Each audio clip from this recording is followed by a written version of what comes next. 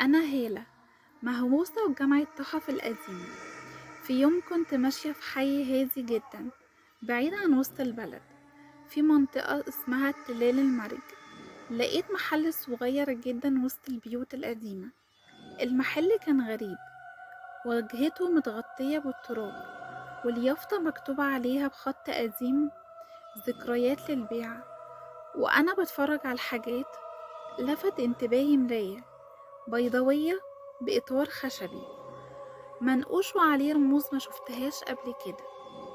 صاحب المحل راجل عجوز صوته مبحوح قالي: دي مش للبيع، إلا لو كنتي فاهمة هي بتعمل ايه. طبعا ده خلاني أصر أكتر.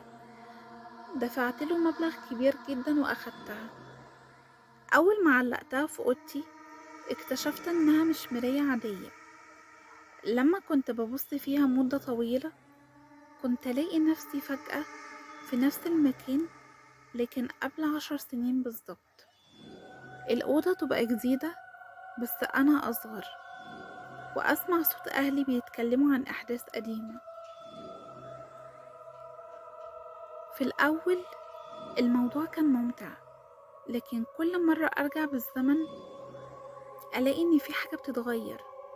لما أرجع للحاضر، حاجات صغيرة في الأول، صورة على الحيطة تختفي، مكالمة مهمة ما تحصلش، أو أشخاص ما بقوش يعرفوني.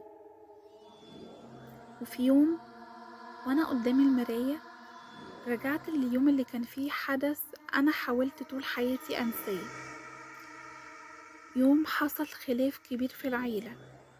المرة دي حاولت أغير الكلام اللي حصل وأصلح الموقف، لكن لما رجعت للحاضر لقيت البيت فاضي، مفيهوش حد عارفني، حتى بطاقتي مش موجودة.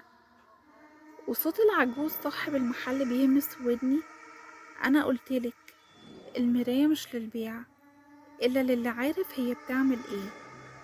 ومن يومها أنا محبوسة في اليوم ده، بعيش نفس الأحداث مرة ورا مرة. كل ما أحاول أغير حاجة بيضيع جزء تاني من حياتي.